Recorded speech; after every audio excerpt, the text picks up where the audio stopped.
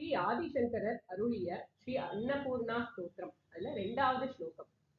நானாரத்ன விசித்திர பூஷணகரி ஹேமாம்பராடம்பரி முக்தாஹார விலம்பமான விலசத் பக்ஷோஜ கும்பாந்தரி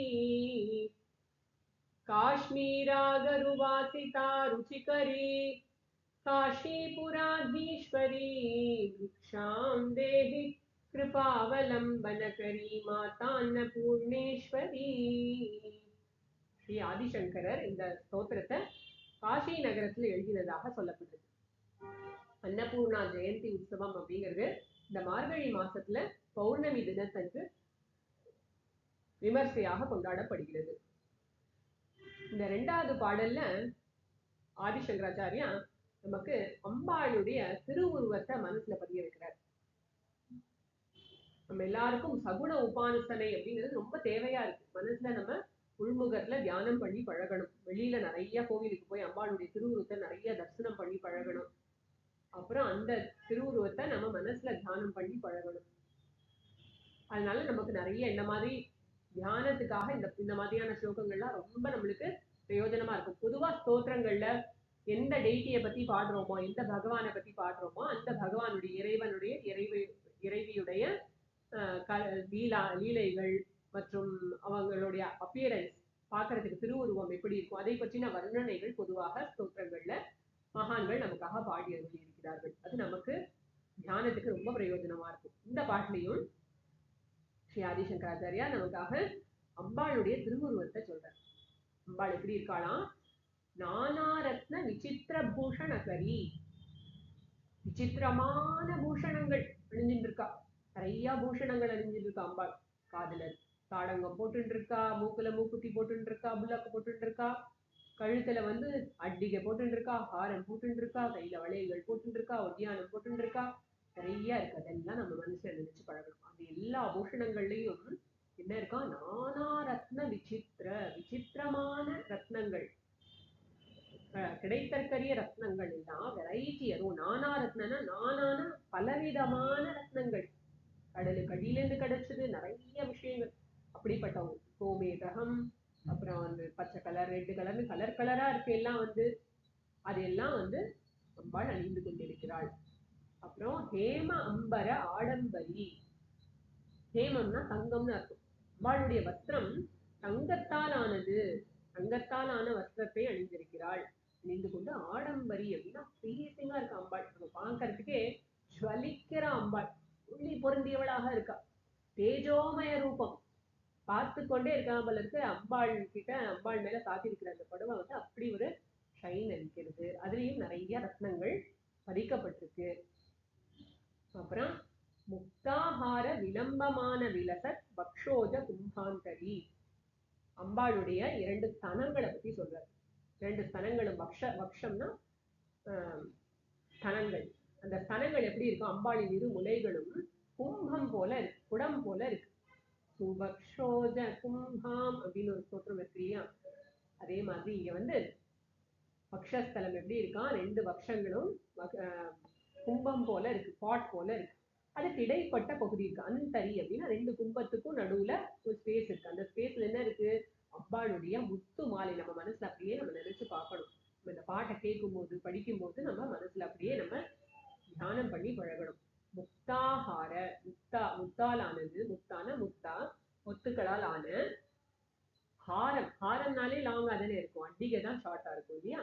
ஸோ ஹாரம்னா அது 2 கும்பம் போன்ற 2 ஸ்தனங்களுக்கும் நடுவு பகுதி வரைக்கும் அப்படி தொங்குறது. விளம்பமான லாங்கா இருக்கு. விலசட் அப்படின்னா அப்படியே ஷைனிங்கா இருக்கு, ஒளி பொருந்தியதாக இருக்கு, ஷைன் அடிக்கிறது.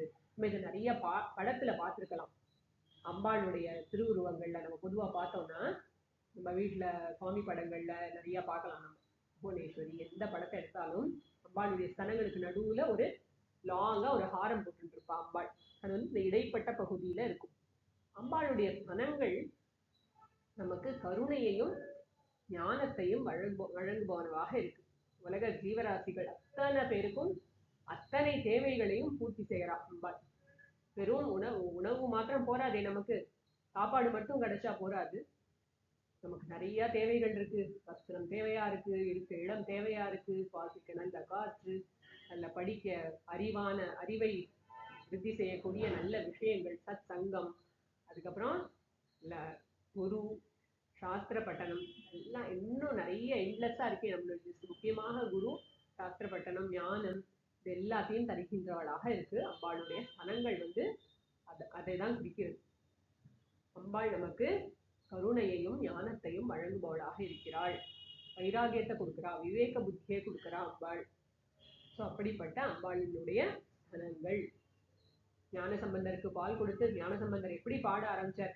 குழந்தையா இருந்த ஞானசம்பந்தர் எப்படி கையை கொட்டிட்டு பாட ஆரம்பிச்சார் இல்லையா? தோடுடைய செவியன் காஷ்மீராகரு வாசிதா ருச்சிகரி. இதுல இன்னொரு ரீடிங்கும் இருக்கு, காஷ்மீராகரு வாசிதாங்க ருச்சிரா அப்படின்னு சில புஸ்தகங்கள்ல இருக்கலாம், பாட்டபேதம் இருக்கு இதுல.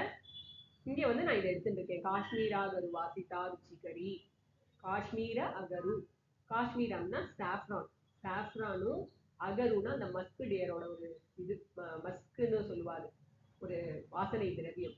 அதெல்லாம் கலந்த குழம்பு அது அம்பாளுடைய அங்கங்கள் முழுக்க பூசப்பட்டிருக்கு.